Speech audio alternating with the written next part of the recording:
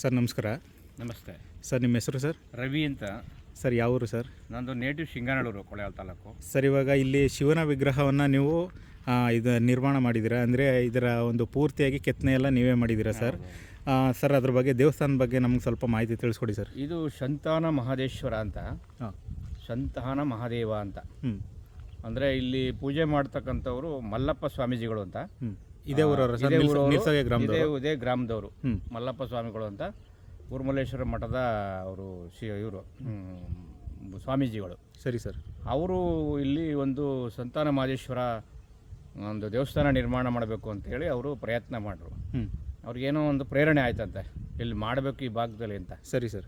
ಕಾಶಿಯಿಂದ ಹೋಗಿ ಕಾಶಿನಲ್ಲಿ ಗಂಗೆ ತಂದು, ಅದು ಕಾಶಿಯಿಂದ ಸರಿ ಸರ್. ಅಲ್ಲಿ ಸಾಂಪ್ರದಾಯಿಕಬದ್ಧವಾಗಿ ಯಾವ ರೀತಿ ಮಾಡಬೇಕು ಪ್ರತಿಷ್ಠಾಪನೆ ಅಂತೇಳಿ ಅವರೆಲ್ಲನೂ ಮಾಡಿದ್ರು. ಆಗ ನನಗೆ ಫೋನ್ ಮಾಡಿ ಈ ಥರ 5 ಮುಖ ಇರತಕ್ಕಂಥ ಒಂದು ಶಿವನನ್ನು ಮಾಡಿಕೊಡಿ ರವಿಯವರೇ ಅಂತ ಕಾಲ್ ಮಾಡಿದ್ರು ನನಗೆ.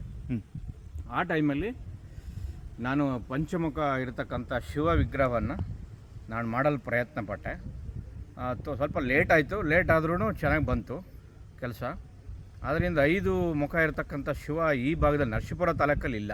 ಹಾಂ ಸರ್. ಸಾಮಾನ್ಯವಾಗಿ ನನ್ನ ತಿಳಿದಾಗ ಇಲ್ಲ ಅಂತ ಅನಿಸುತ್ತೆ. ಹೌದು ಸರ್, ನರಸೀಪುರ ಸರೌಂಡಿಂಗಲ್ಲಿ ಎಲ್ಲೂ ಅದರಲ್ಲಿ ಮೇಲ್ಗಡೆ ಗಂಗೆ ನೀರನ್ನು ಬರ್ತಕ್ಕಂಥದ್ದು, ಮತ್ತು 5 ತಲೆ ಇರ್ತಕ್ಕಂಥದ್ದು ಶಿವನ ವಿಗ್ರಹ. ಇಷ್ಟನ್ನು ನಾವು ಪ್ರಯತ್ನಪಟ್ಟು ಮಾಡಿದ್ದೀನಿ, ಕಷ್ಟಪಟ್ಟು ಮಾಡಿದ್ದೀವಿ.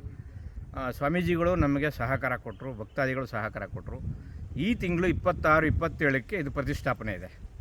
ಸರಿ. ಕಾಶಿಯಿಂದ ತಂದಿರತಕ್ಕಂಥ ಗಂಗೆ ಮತ್ತು ಲಿಂಗ ಇವೆಲ್ಲನೂ ಇಲ್ಲಿ 26-27ಕ್ಕೆ ದೊಡ್ಡದಾಗಿ ಕಾರ್ಯಕ್ರಮ ಮಾಡ್ತಾಯಿದ್ದಾರೆ. ಈ ನೀಲ್ಸೋಗ ಮಠ ಈ ಒಂದು ಸಭಾಂಗಣದಲ್ಲಿ ಮಾಡ್ತಾಯಿದ್ದಾರೆ. ಭಕ್ತಾದಿಗಳಿಗೂ ಸಾಕಷ್ಟು ತಿಳಿಸಿದ್ದಾರೆ. ಸರಿ ಸರ್. ಅನೇಟ್ ಮಾಡಿದ್ದಾರೆ ಸರ್. ಇವಾಗ ನೀವು ಈಶ್ವರನ ಪ್ರತಿಮೆ ಮಾತ್ರ ಮಾಡ್ತೀರಾ ಅಥವಾ ಬೇರೆ ಇನ್ನೂ ಯಾವ್ಯಾವ ದೇವರುಗಳ ಪ್ರತಿಮೆ? ಎಲ್ಲ ನಾನು ಇಂಥ ದೇವರು ಅಂತಿಲ್ಲ, ಎಲ್ಲ ಬುದ್ಧ, ಬಸವ, ಅಂಬೇಡ್ಕರ್, ಮತ್ತು ಎಲ್ಲ ರಾಮ, ಲಕ್ಷ್ಮಣ, ಸೀತೆ, ಹೆಚ್ಚು ಗುರುಮಲ್ಲೇಶ್ವರ, ಬಸವೇಶ್ವರ, ಈ ಥರ ಎಲ್ಲ ಸ್ಟ್ಯಾಚ್ಯೂಗಳನ್ನು ಮಾಡೋ ಪ್ರಯತ್ನ ಮಾಡಿದೆ. ನಾನು ಮೊದಲು ಆರ್ಟಿಸ್ಟು, ಮೂಲತಃ ಚಿತ್ರಕಲಾವಿದ.